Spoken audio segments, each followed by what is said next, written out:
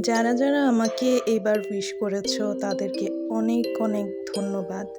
তোমরা মনে রেখে আমাকে উইশ করেছো, অনেক অনেক ধন্যবাদ। আসলে এইবারের জন্মদিনটা কেন এত স্পেশাল আমি জানি না, এক সপ্তাহ আগে থেকেই শুরু হয়ে গেছিলো।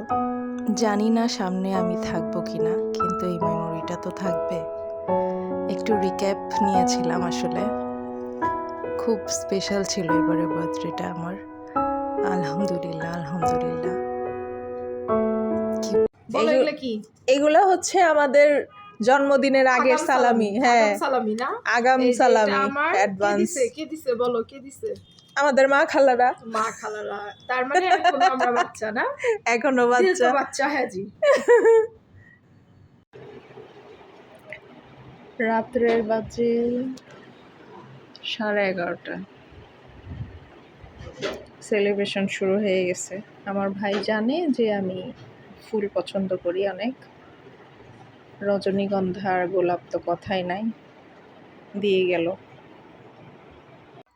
পরের দিন সকালে আমি যাচ্ছিলাম মায়ের কাছে। প্রতি বছর নিয়ম করে আমি এই জিনিসটা করি। সকাল 9:20-এর মধ্যে আমি আমার মায়ের কাছে থাকতে পছন্দ করি, কারণ সে সময় হচ্ছে আমার জন্মের সময়। এই তো এসে দেখি মায়ের গায়ে জ্বর। তারপর মাকে সারপ্রাইজ দিলাম। মায়েরও জন্ম, মেয়েরও জন্ম। মা তো পুরোই অবাক হয়ে গেছিল যে কেন আমাকে দিচ্ছ তুমি। আমি বলছি না, তোমারও তো জন্মদিন, একটা গিফট দিলাম ছোট।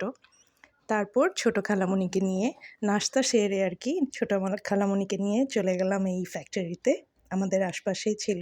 কেক কিনলাম, খেতে খুব মজা ছিল। আর আমি সেন্টেড ক্যান্ডেল খুব পছন্দ করি, আর নতুন সাবান বলে তো কথাই নাই। শাওয়ার নিয়ে নিলাম চট করে। এটা হচ্ছে জন্মদিনের দিন পরলাম। আমাদের এক কলিগ আমাকে এটা গিফট করেছিল, তো ওরটাই পরা হলো। একটু হালকা পাতলা রেডি হয়ে নিলাম। এই যে আংটি শো অফ করছি আমি। আসলে ওই ড্রেসের সাথে ম্যাচ করে এটা আসলে যাচ্ছিল। তারপর হচ্ছে খালামণির দেয়া এই মোরগ পোলাওটা খুবই ছিল, সেটা খেলাম।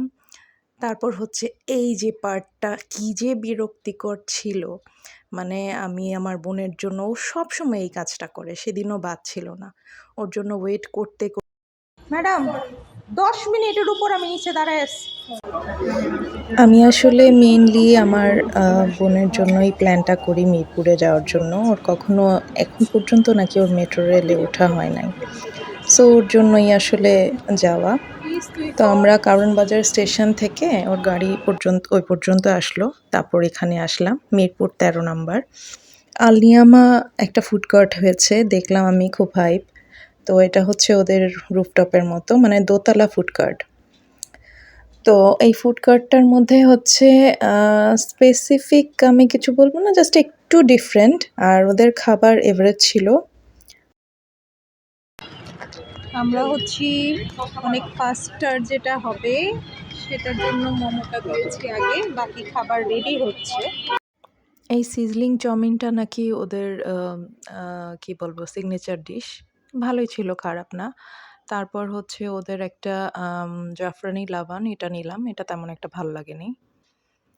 এই তো উপর থেকে দেখাচ্ছি দেখতে কেমন লাগছে। উপর থেকে ভালোই সুন্দর, খারাপ লাগছিল না সিনারিওটা। আর পুরোটা ওই পাশটা জুড়েই পুরো একদম ফুড কার্টের লাইন ছিল, মানে অনেক অপশন ছিল খাবার। আমরা রাস্তার এই পাশে এসে আবার ফুচকা খেলাম, খুব ভাল লাগছে ফুচকাটা। তারপর রাস্তার এপাশ থেকে ওদেরকে বারবার বলছিলাম যে তোমরা আর কি কি খাবা, যাও হাঁটো, একটু দেখো কি খাবা খাও।